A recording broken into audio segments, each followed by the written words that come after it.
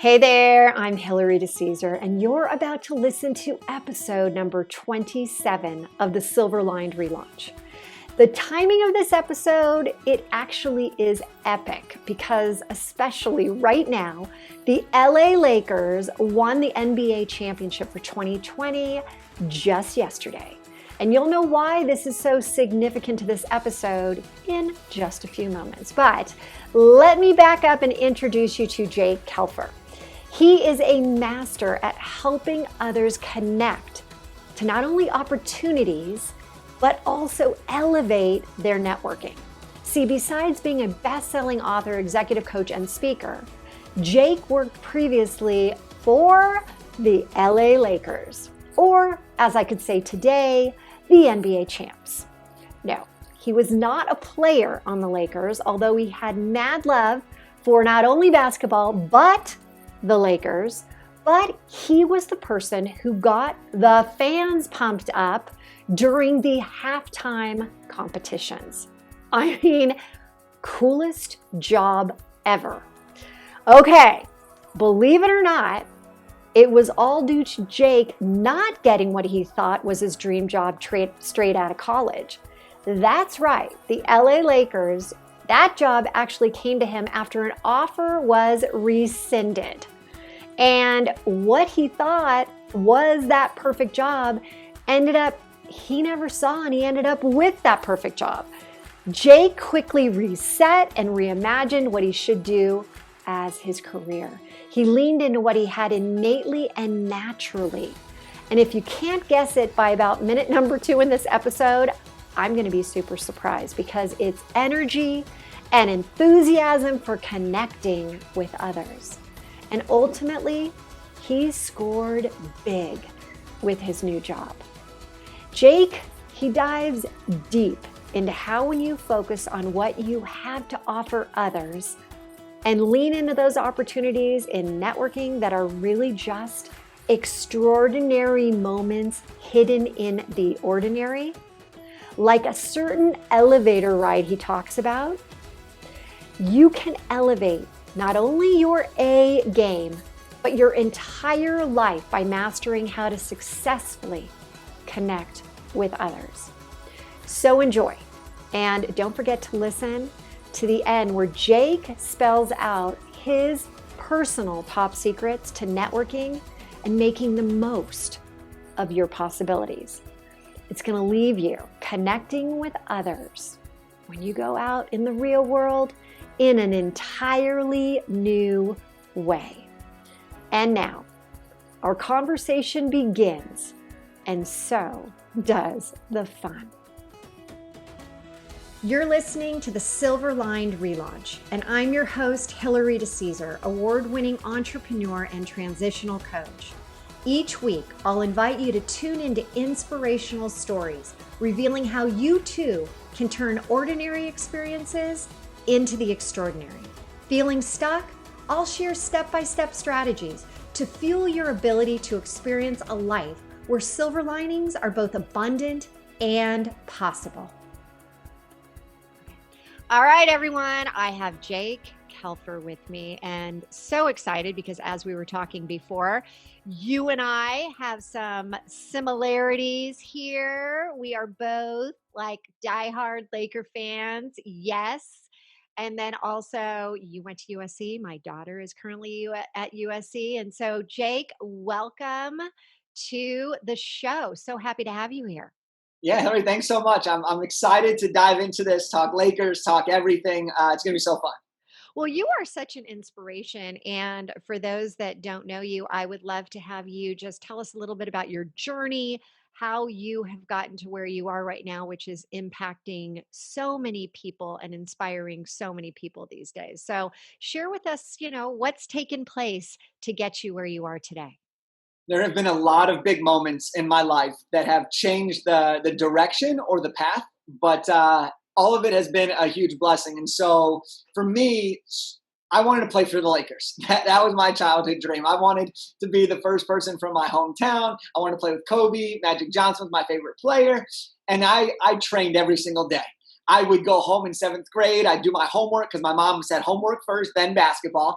Great lady. And I would come home, I'd do my homework, and I'd play basketball. I'd do layups. I'd do dribbling drills. I would do all the things that people never wanted to do because I knew that those were going to be things that would make me as an undersized person get the advantage in the game of basketball. And so I always had this competitive spirit, but I realized that I wasn't going to make the NBA.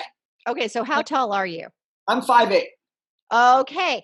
And what you have been called is the Steph Curry of speaking, which I Yes. love, which I just think is so fantastic. Okay.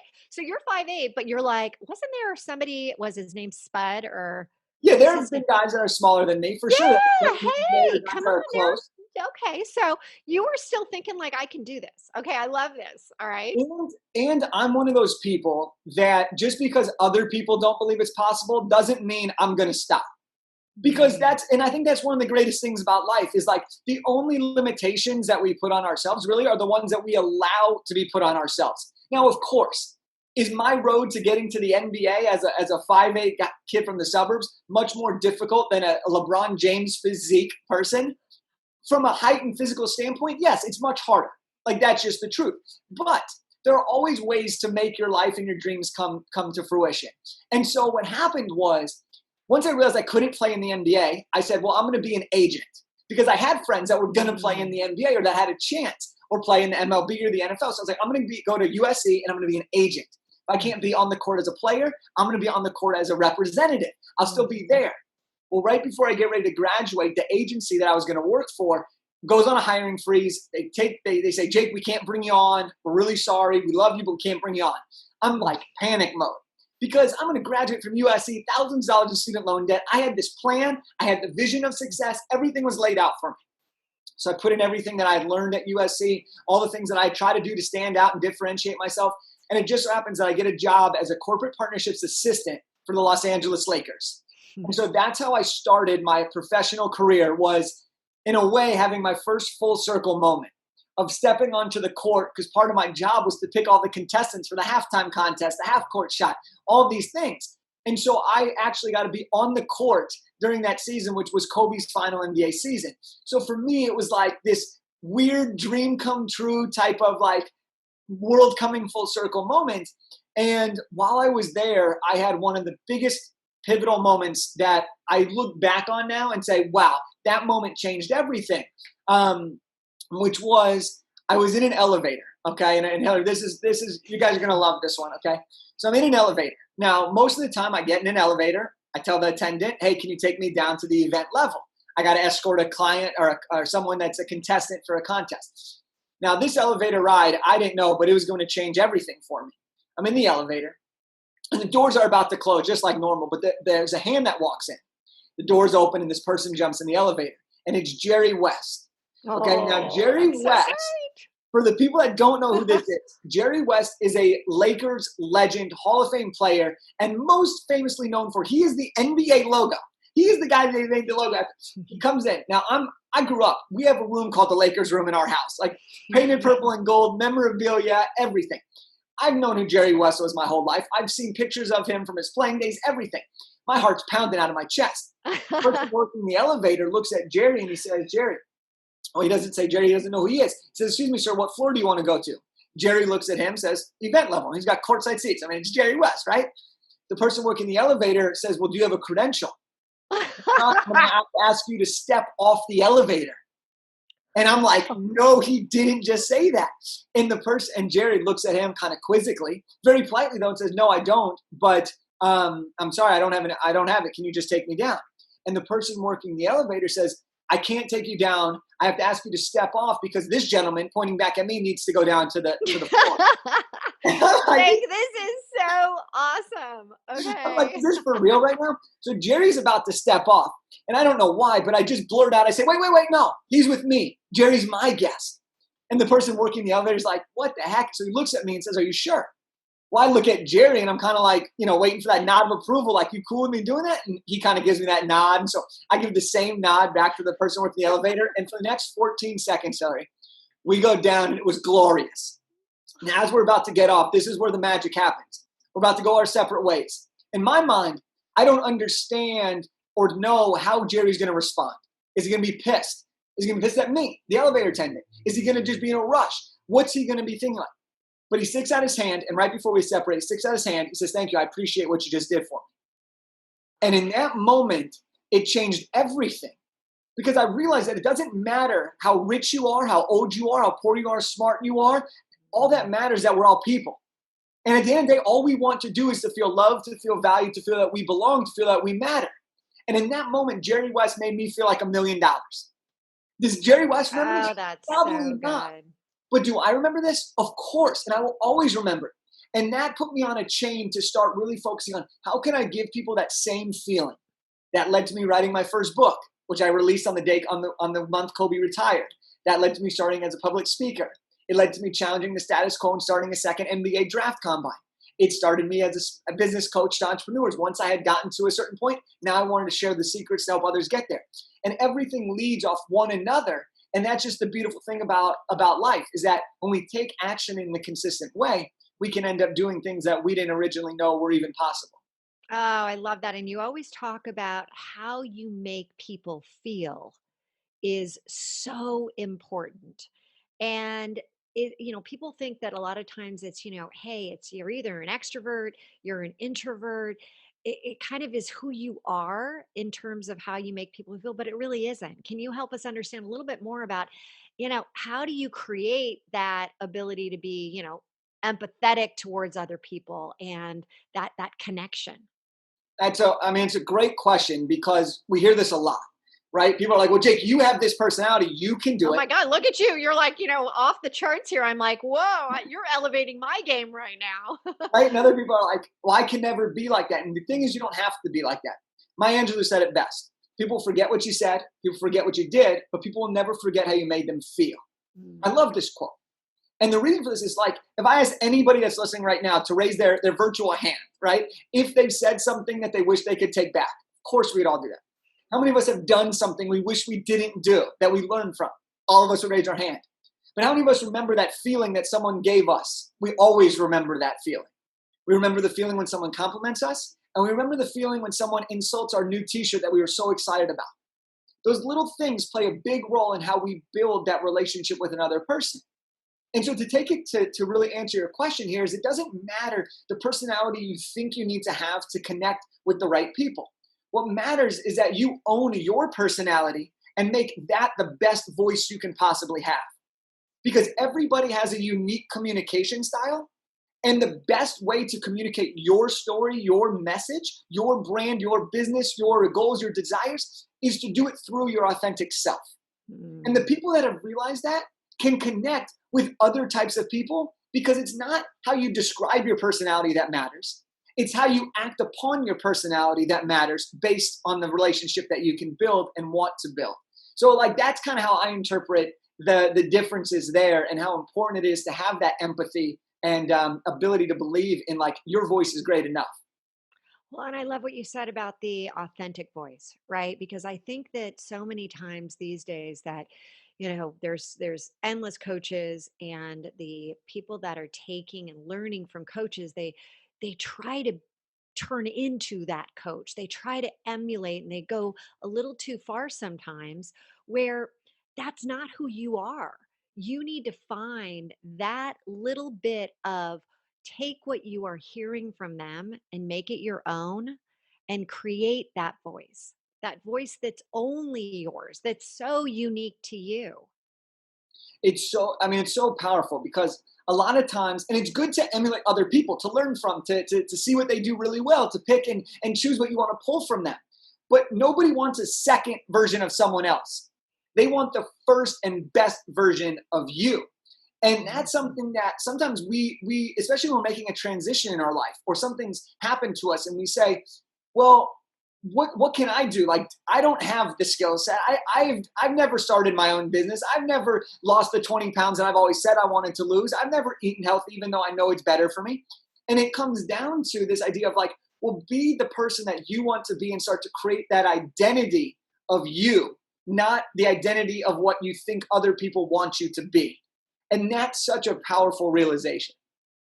And so when you talk about your identity from the moment where you're working with the Lakers and you're now ready, like it's kind of that run in your life is done and you're going on to do the next thing, what were you thinking? Like how did you start to formulate your own identity? I was thinking, holy crap, what am I about to be doing here? Right?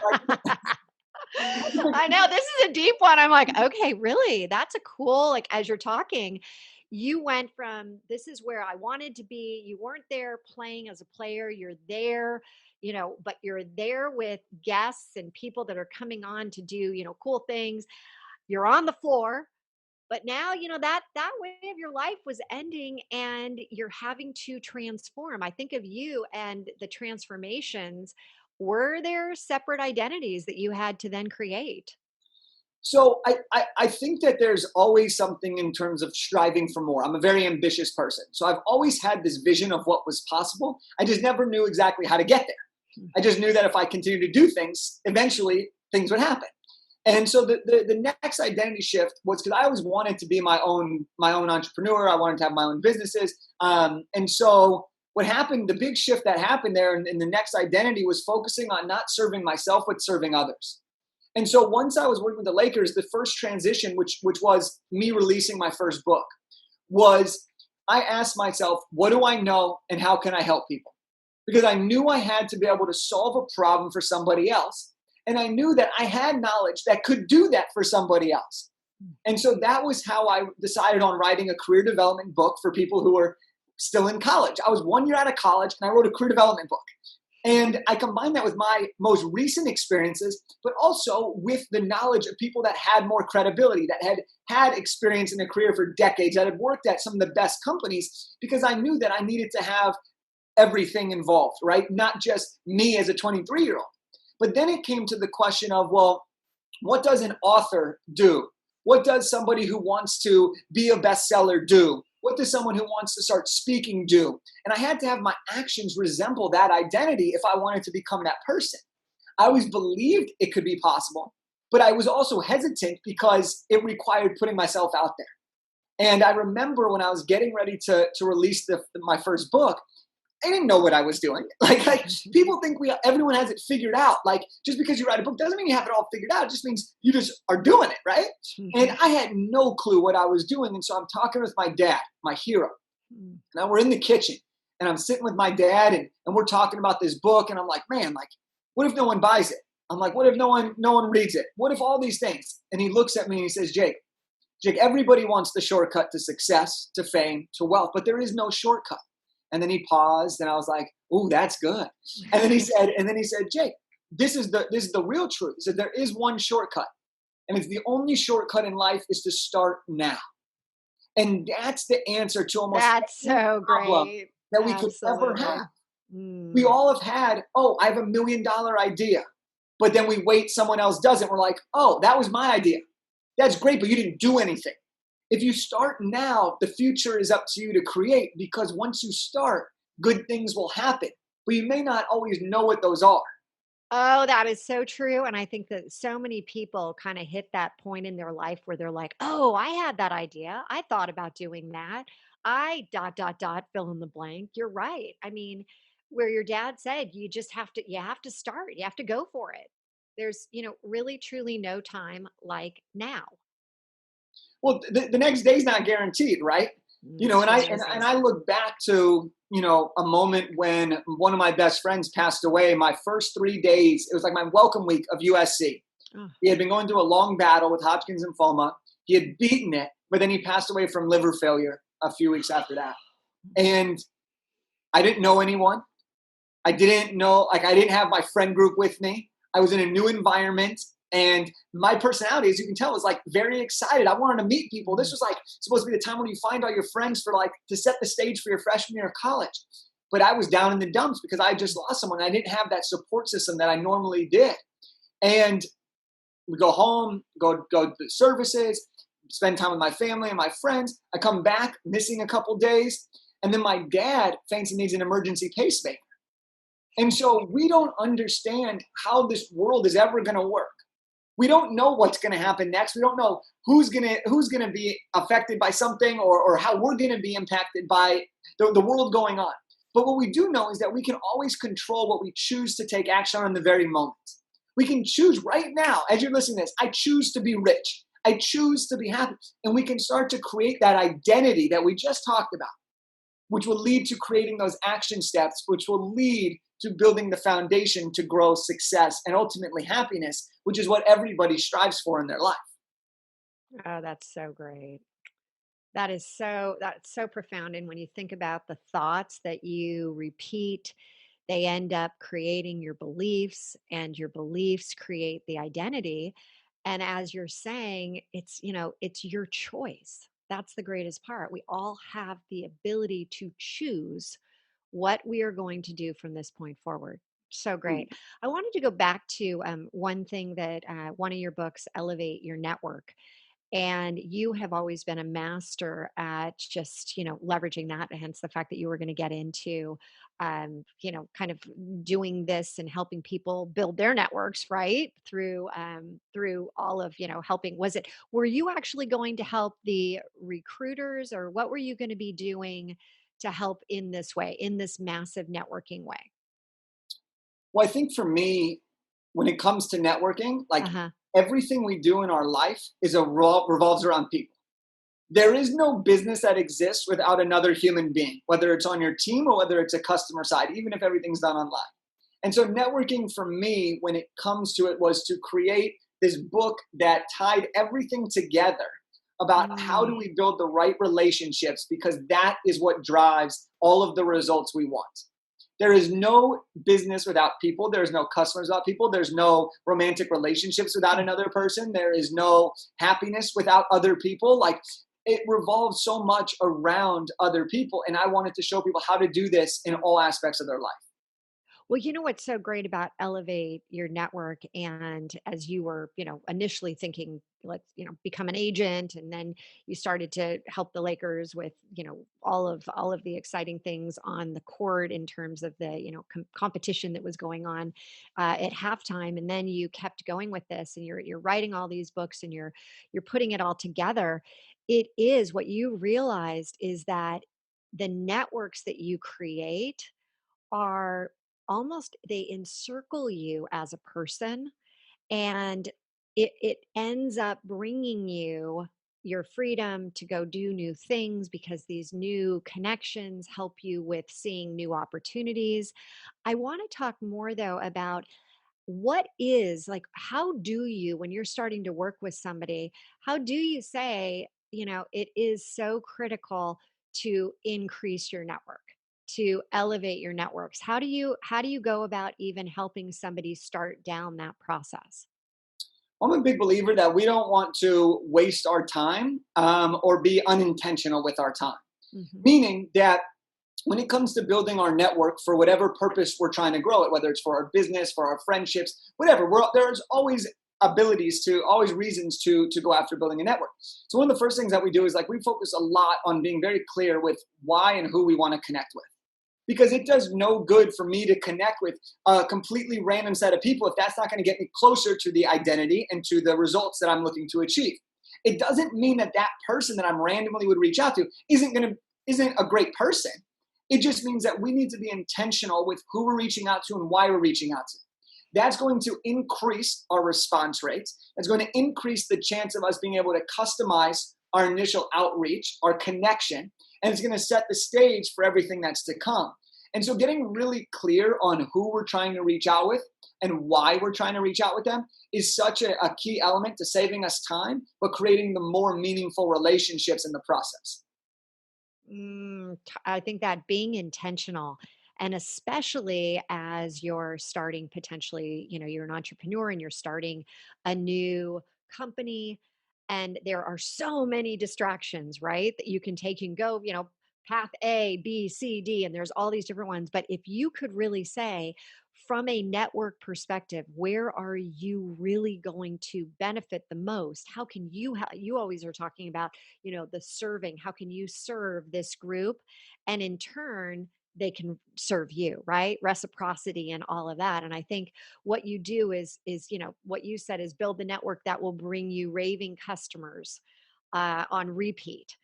And that piece of it, is what, there's too many people out there that they get their customer, they burn the bridge, and then they can't go back to them, or they're on, hey, I've already gotten what I needed out of you, and they move on. How do you get people to develop and harness and take the time to work on relationships? Well, the first thing is like when we talk about customers on repeat, the easiest customer to ever get is the one you already have, Hmm. right? And this is something that you just mentioned. Like a lot of people, they get the customer and they think their job is done. When in reality, I look at it as, oh, I just got this customer. I'm going to take such good care of them that they're going to buy from me over and over and over and over and over again. And then they're going to tell all their friends. And I'm going to make a fortune just off that one relationship alone. And we're going to impact so many people in the process. That's what you create, the triple win. A win for you, a win for your customer, and a win for the people that are impacted by the work that comes from that transformation. Okay? But when it comes to, really diving deeper into this relationship component, is we have to really analyze, okay, who are we reaching out to? How can we help them in that process? Give them what they're really asking for, and then continuously be in touch with them as they go through the transformation. Okay? Show them that you are there for their journey, not just for their credit card. And that's something that we lose sight on, especially right now in the world where it's very digital. It's very digital, and we treat it as numbers of people we're reaching out to rather than the person behind the keyboard. And this is something that I think is really causing some struggles in sales processes and starting new businesses, in just connecting with people, because we're misinterpreting things. We're saying things and they're not being received the right way. We're saying things to people and meeting them where we want them to be, not where they're actually at. We're using different platforms that other people may not be as comfortable with. And so it's always important to think about, once you know who you're trying to reach out to, well, where do they respond best, right? Is it email? Is it Instagram direct messages? Is it LinkedIn? Is it Facebook groups, right? I know that if I'm talking to a millennial entrepreneur, I'm going to the Instagram DMs. If I'm talking to a corporate exec, I may go to LinkedIn messaging. And then it's different based off the demographics of where you're at. But these are all like the things that we fall into to really help you understand how to build these relationship components to give that person the best chance of success with you. That's great. And then when you're right now with being a speaker, your speaker stage has gone from in person to the virtual stages, right? And so, what are you doing differently now in terms of, I mean, it's about networking, but you're no longer, I mean, you are charismatic. And in person, you are probably like even 10 times more than I am seeing this on video. But how are you bringing your A game to the virtual world now? Here's the thing that I want people to understand from this. This is a very key point. In person, okay, and think about this. Have you ever watched somebody on stage speak live and you're like, wow, that energy was fire. They were awesome. And have you ever watched that same speech a month later, 2 months later, a year later on YouTube or video, and you're like, that didn't do it for me. That wasn't it. Like, it wasn't the same vibe, right? Here's the reason for that is in person, our level of energy is easier to exchange. It's easier to transfer. You get to see the whole package, the body language. You get to hear the tone. You get other people around you. You feed off the energy, the vibrations. It's all amazing. But when you're on virtually, it's much harder to transmit that same energy. So what I always tell people is, when you're doing something virtually, you have to 10x your game. You have to take what your normal base of great energy is and go to that next level, because it's going to come across 10 levels lower. And so I've really made it intentional to give, like you see my body moving and stuff. Like, I am still as animated as I possibly can be. And when I do stages virtually now, one of the things that I always talk about is, remember that I need to be higher energy than normal because it transmits differently. But two, my energy will help the audience and the people behind get a different approach than what they're seeing every other time from every other video they're watching. Because most of the time we see it's the same thing over and over and over and over again. And there's no levels, there's no sparks, there's no engagement. And if you've seen, I've asked the audience to think about a few different things, to picture things. I've asked everyone that's listening, whether they're watching it or they're listening, to raise their hand a few random times. Whether or not they're actually going to do it is now triggering in their mind, like, oh, this is possible. oh yeah, I remember that. And they start to associate themselves with that thing. And so that's what I think is really important virtually, is to be even more descriptive, to be even more energetic, and to really just like let it fly. Because you only really need the right people to make you the person you need to be. You don't need every I person. agree, and I think what you do so well is your visual cues, asking people like, "Hey, think about, imagine," as you said, you also get them to move, like, raise your hand or, "What are you thinking about?"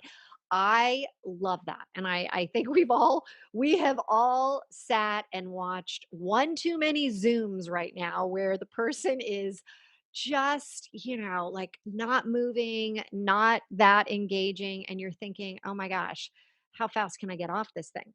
And so I love that you're saying that. And I do think that in today's world, elevating your network, it's new.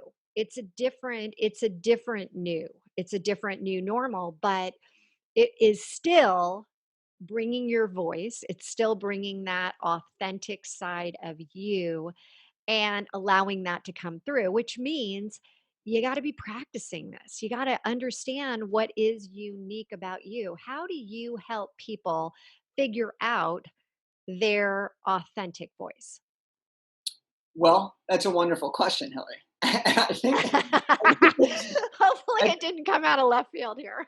no, I think what's really interesting when we talk about helping people find their authentic voice is helping them understand, looking at some of their role models, looking at some of the people they are, but also just talking with them and seeing what sparks them, what lights them up. Because everybody has certain triggers, okay? And maybe, like for me, a trigger for me is my eyebrows. Okay, my eyebrows will raise when I get excited, when I get emotional. That is a huge thing for me because I have such bushy eyebrows. Other people that don't have that can't leverage that same skill set because it doesn't do the same thing for them. So when we talk about finding their authentic self, we leverage emotion, we leverage story, and we leverage the results you're looking to achieve. What actions are you trying to get someone to take because of your voice? And then you then look at, okay, well now, what's the best way for me to say who I am to the person that needs my message? And when you break it down just step by step, you can start to formulate that whole story. You can start to formulate your positioning. You can start to formulate your messaging, and everything starts to flow. And so I think when it's all about your authentic self, and then it's like, let me work on like the mindset piece of it, right? Of just embracing it and embracing it. And then when you're doing it digitally, just because I always want to give people like something they can actually like implement right away, is start by complimenting other people. Okay, so when we're digitally connecting with people, start by letting them know how you found them. Let them know something that you've read their book. Let them know that you listen to their podcast. Immediately, that lowers their guard and makes you seem that you're coming in from a place of equal rather than a place of you are idolizing them, which is what a lot of people struggle with when they have a lack of confidence in connecting with new people because they doubt their authentic ability and self to be able to build that connection. And so it stems from breaking the ice essentially, right? By letting that person feel your emotional connection to them, which comes in the form of letting them know you found them or building or making a compliment of some sort that then brings you to an even level position. That's great. And the whole storytelling, which you do so incredibly well, is that you have to spend time building up your story. And as you're crafting that, it also helps with solidifying your identity, right? So it really, you know what, you do a really great job with that. Okay, so I wanted to ask you, in terms of what does powerhouse of possibility mean to you? It means so much. Like it's I love this because um, powerhouse of possibility really for me means like anything is possible. And as an individual, I think of like people as powerhouses. Like I want to be a powerhouse entrepreneur, right? And so when I think of like the powerhouse of possibility, it's that we become the powerhouse and the possibilities every choice we make following that. There is no limitation as a powerhouse of possibility. And I think it's all about just taking that action, enjoying the moment, and living in the journey. Oh, that's so good. So For those that don't know where to find you, can you tell us what you're working on, where they can, connect with you? So right now, one of my big focuses that we're working on is we're working with helping people start brand new businesses, go from their traditional job, start their new business, and scale that to six figures and beyond through connection. That's how we build our businesses by connection. And you can find me and my books on Instagram at Jake Kelfer or on my website, jakekelfer.com. And we have a free book for everyone who's listening today. Just go to my Instagram. There's a link in my bio. Click it. You'll be able to get a free copy of Elevate Your Network, as well as a couple other free resources as well. Awesome. And we will have that as well in the speaker notes. We will have that over in the treasure chest. So that is awesome that you are giving that away right now. I think that it is absolutely time relevant for everybody. Jake, this has been so fun. It's been a whirlwind. There's been a lot of like amazing nuggets here for those that, need to go back and re-listen, which I'll be doing. There's just so much great content. So thank you so much for being on the show and for just bringing that energy, which is all you. Thank you for having me. This was a blast. Great questions. A lot of fun. All right. Take care and hope to have you again on the show. Sounds good. Thank you so much for tuning in today. If you felt a connection to this episode of the Silverlined Relaunch, please head over to iTunes now. It would mean so much to me if you would leave a good review and help others find silver linings as well. And don't forget, you can have immediate access to all of the bonuses and notes from the show today in our treasure chest, which you have access to for free by texting 55444 and typing in treasure chest. Or you could go to our private Facebook group, The Relaunch Effect, Living a Life You Love. Together we've hit the reset button for you, turning your transitions into a transformation. Until next time, don't forget, there's always a silver lining.